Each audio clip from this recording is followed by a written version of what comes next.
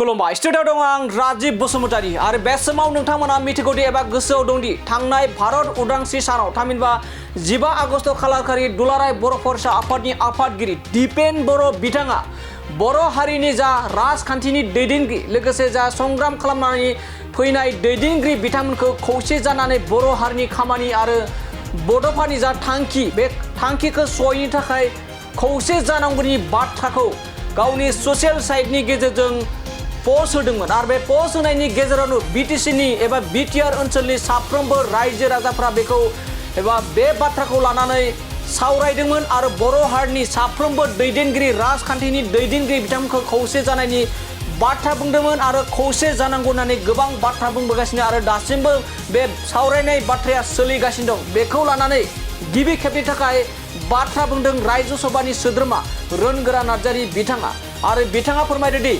राजखान्थियाव गावस्रानाय आरो ज' जानाय बे बाथ्राया गोदान नङा आरो बेखौ बयबो मिथिनाया मोजांदि राजखान्थियाव गावस्रानाय आरो ज' जानाय बाथ्राया मोनसे सरासनस्रासो होननानै बाथ्रा बुंदों रायजो सभानि सोद्रोमा रोनगोरा नार्जारि बिथाङा। लोगोसे बिथाङा फोरमायदोंदि जुदि खौसे जानाय बाथ्राया एबा खौसे जानायनि जा थांखि बे गोरोबहैलायोब्ला अब्लानिया मोनसे थासारिसिम एबा मोनसे थाखोसिम सहैनोबो हागौ होननानै बाथ्रा बुंदों बे समाव रायजो सभानि सोद्रोमा रोनगोरा नार्जारि बिथाङा। लोगोसे राजखान्थि आरो फैबाय थानाय समाव माबोरैहाय इउपिपिएल दोलोआ गोख्रोङै खामानि मावलांगोन लोगोसे फैबाय थानाय जा 2025 मायथाइयाव बिटिसि काउन्सिलनि बिसायख'थि जानो थांगासिनो दं बेयाव गोबां खामानि मावनायनि बाथ्राखौबो बुंदों। लोगोसे थांनाय गोलाव समाव थांनाय 17 बोसोराव हाग्रामा महिलारि बिथांनि दैदेननायाव जाबायदि थासारिमोन नाथाय आथिखालाव बेफोरबायदि थासारिया जेबो गैला होनना बुंदों। जेराव थांनाय 2020 मायथाइनि 27 जानुवारि खालाराव जाबायदि बिटिआर गोजोन गोरोबथा जादोंमोन बेनि उनाव बिटिआर ओनसोल नाङैनो मोनसे गोजोन थासारि जाबाय।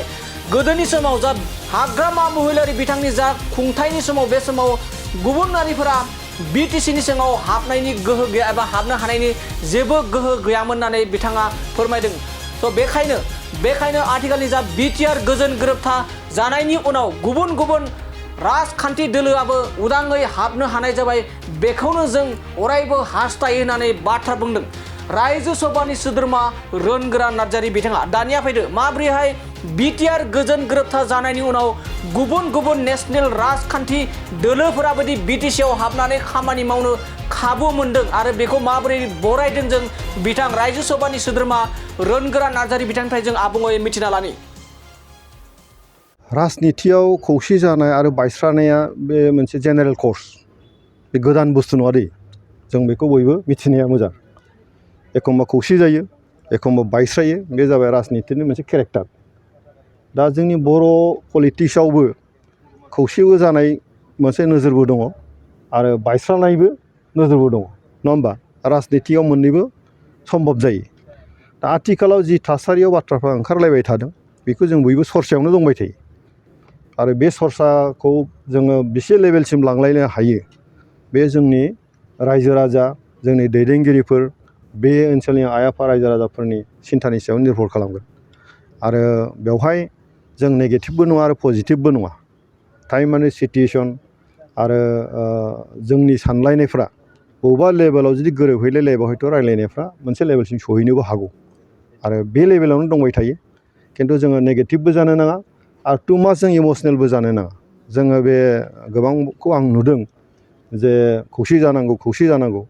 खौसे जानांगौआथ' बुंनाया गोरलै खिन्थु बेखौ मेकानिजमाव ट्रेन्सफार खालामनाया खोब गोब्राब आरो बे थासारिखौ जोंनि बर' पलिटिक्सआवबो जों नुबोदों। गतिके जों सिस्टेमेटिक भाबै धैर्यनि गेजेरजों जों थांनांगोन। आलदायैबाबो राजनितिखौ जों मोजां खालामनांगोन। राजनितिआ मोजांल'सो जानांगौ दा। दिनै बिपिएफआबो खालामदों इउपिपिएलआबो खालामदों। बिपिएफआव सरकार दालांखांबाय दिनै जों इउपिपिएलआ सरकार दागासिनो दङ नङा होमबा। दा बेवहाय सोर मोजां मावदों मोजां मावाखै बे बाथ्रायासो सरसा जानांगौ। दा बेनि गेजेरावहाय गोबां बाथ्राफ्रा ओंखारदों जे बिटिसि ओनसोलनि पलिटिक्सखौ लानानै बेवहाय जोंबो सरसायाव दंबाय थायो सावरायबाय थादों। गतिके बे बागै गोबां बुंसोनांगौ दं होननानै आं सानाखै। इयुनाव गासैबो बाथ्राफ्रा निस्सय रोखा जाहैगोन। मोनसे फोसावथाय